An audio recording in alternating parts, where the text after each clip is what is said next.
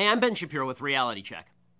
A couple of weeks ago, HBO's Bill Maher got into it with the Islamic expert and horrifyingly mediocre actor who should never, ever play Batman, Ben Affleck, over whether Islam was indeed a violent religion. Here's the exchange. And you're painting the whole religion with that same brush. Let's get down to who has the right answer here. 1 billion people, you say. All these billion people don't hold any of these... 1,500,000,000 or something. Don't hold these pernicious beliefs? No, I wouldn't... Well, they don't. Of course, he's not alone in taking the PC position that Muslims the world over are tolerant and liberal. He's joined by our president, Barack Obama. Islam teaches peace. Muslims the world over aspire to live with dignity and a sense of justice. Wow, it's just like John Lennon's Imagine. Now, the question isn't whether Islam itself is violent. It's what its adherents believe, because that's what they act upon. There's plenty of violent material in the Old and New Testaments. Hey, I'm an Orthodox Jew. I read the Old Testament a lot. But believers in those particular texts are not currently ramming airliners into towers or beheading journalists or mutilating female genitalia. So, let's examine the question.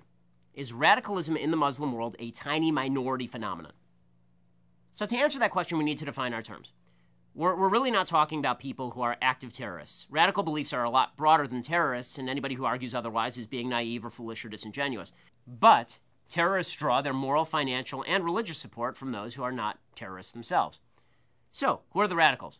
Ben Affleck actually was right on this. There are approximately 1.6 billion Muslims on the planet, and they're from 49 different countries in terms of where they have a majority. All the population stats, by the way, are from Pew Research as of 2011.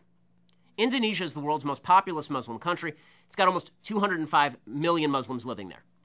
According to one 2009 poll, it showed almost 50% of Indonesians actually support strict Sharia law, not just in Indonesia, but in a lot of countries, and 70% blamed the United States, Israel, or somebody else for 9/11. So, you make that calculation, it's about 143 million people who are radicalized. You scared yet? We're just getting started. Okay, Egypt, 80 million Muslims.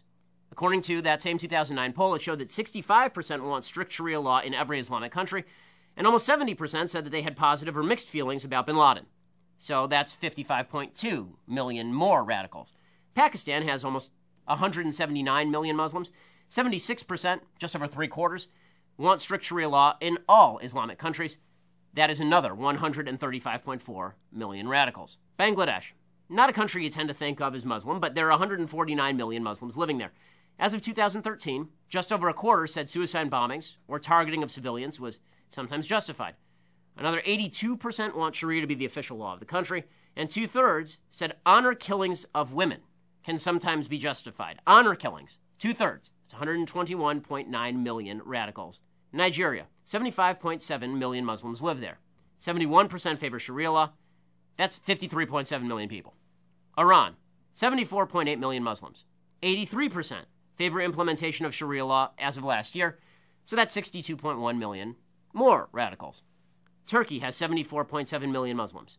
And 32%, this is a moderate Muslim country, probably the most moderate Muslim country, 32% said honor killings of women could actually be justified sometimes. So that's 23.9 million radical Muslims in our moderate ally, Turkey. Morocco, 32.4 million Muslims live there. Just over three-quarters support Sharia law. That's 24.6 million radical Muslims in Morocco. Iraq, 31.1 million Muslims live there. 78% say honor killings of women can sometimes be justified. That amounts to 24.3 million Muslim radicals. Afghanistan, 24 million people. A huge majority, 76%, support at least occasionally or just once in a while honor killings of women. 99% actually want Sharia to be the law of the land. So it's like a Cuban election over there. 24 million radical Muslims over in Afghanistan. Jordan, smaller Muslim country, 6.4 million Muslims.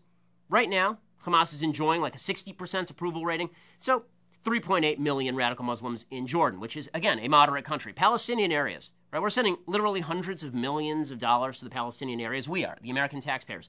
4.3 million Muslims live in the Palestinian areas. 78% of those had positive or mixed feelings about bin Laden. 89% support terror attacks on our ally, Israel. 89% support Sharia law. We should give them a state, folks. That's 3.83 million radical Muslims. How about in the West? Okay, let's take it to France. France, 4.7 million Muslims live there. A 2007 poll showed 35% of French Muslims said suicide bombings could sometimes be justified. It's 1.6 million radical Muslims living in France. Great Britain, 2.8 million Muslims living there. 78% wanted cartoonists of Muhammad legally prosecuted. So we're talking about 2.2 million radical Muslims in Great Britain. How about here in the United States? Well, we have a very moderate Muslim population. We do. 2.6 million Muslims live here, according to Pew Research. 13% said violence against civilians can be justified.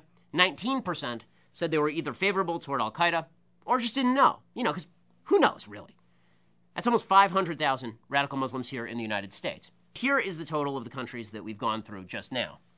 680,030,000. 680,030,000 radical Muslims.